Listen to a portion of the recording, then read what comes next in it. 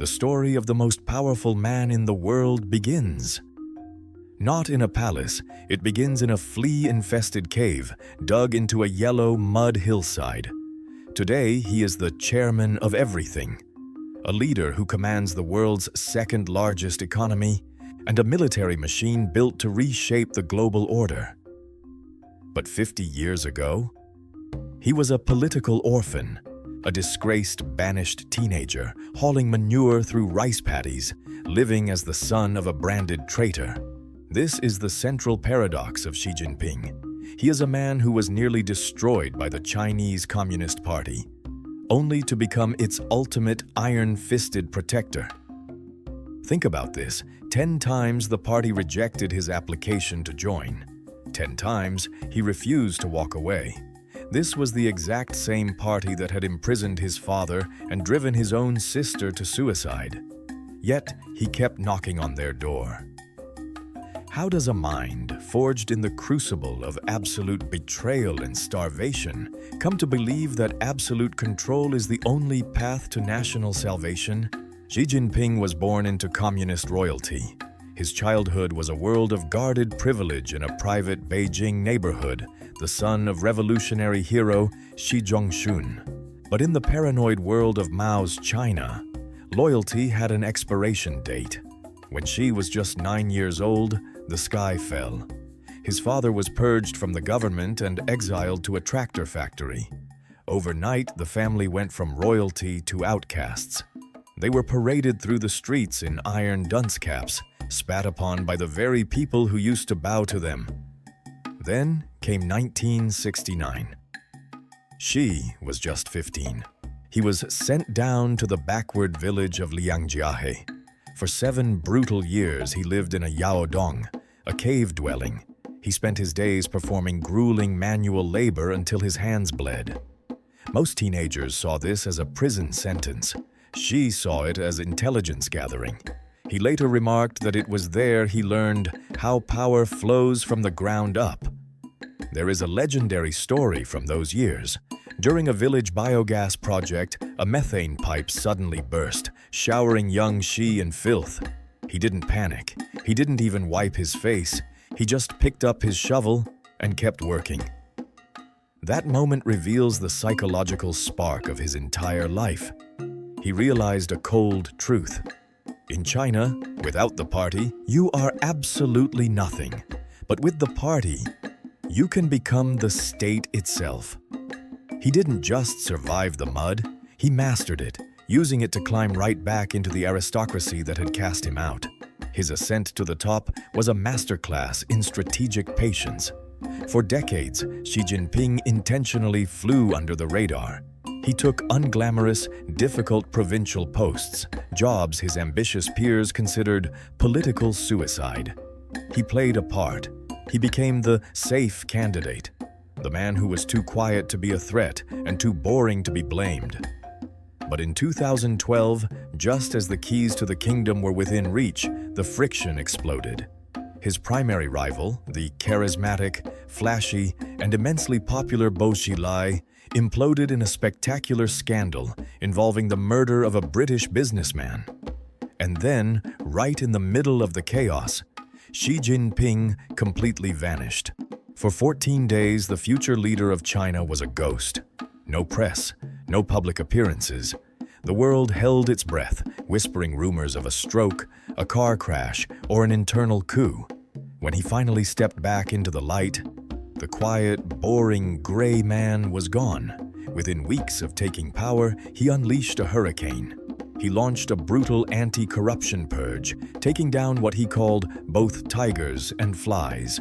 From high-ranking military generals to local clerks, he systematically neutralized every single rival who could ever stand in his way. The party elders had made a catastrophic misjudgment. They thought they could control him like a puppet. They didn't realize they had just handed the throne to the ultimate chess master. When Xi Jinping took power, he didn't just take a job.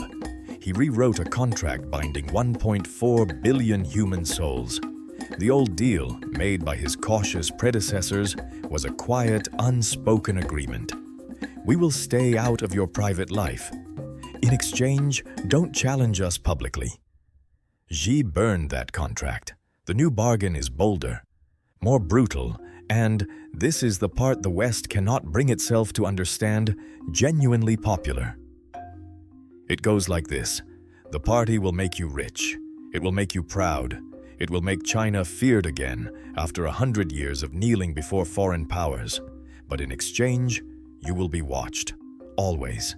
And you will never, ever question the hand that feeds you. He built a surveillance architecture so vast, so deep, that it has no parallel in human history. Facial recognition cameras on every corner. A social credit system that rewards loyalty and punishes dissent. And an internet firewall that has effectively created a separate, controlled reality for 1 billion people. In the South China Sea, he didn't ask permission. He built artificial islands and placed military hardware on them, staring down the United States Navy with a calm that unnerved the entire Pacific. And Taiwan, the democratic island of 23 million people that has governed itself since 1949. Xi has declared its reunification with the mainland is not a question of if, only when. He calls all of this the Chinese dream, the resurrection of a civilization that was once the greatest on earth, humiliated for a century, and now, under his hand, rising again. And here is the cold, uncomfortable truth. Hundreds of millions of Chinese people believe him. But behind the iron mask of the world's most powerful man, there is a detail that history almost never mentions.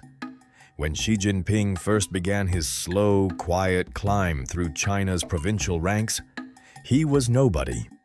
His first marriage had already collapsed. His first wife left him for the West, walking away from the political orphan who had nothing to offer but ambition. And then he met Peng Liyuan. She was, at that moment, more famous than he would be for another 2 decades. A beloved soprano, a decorated military singer who had performed for hundreds of millions on China's most watched New Year's broadcast. When she married the obscure provincial official Xi Jinping in 1987, her friends were baffled. Why him? She reportedly said, "He is a man who knows where he is going." Think about that sentence.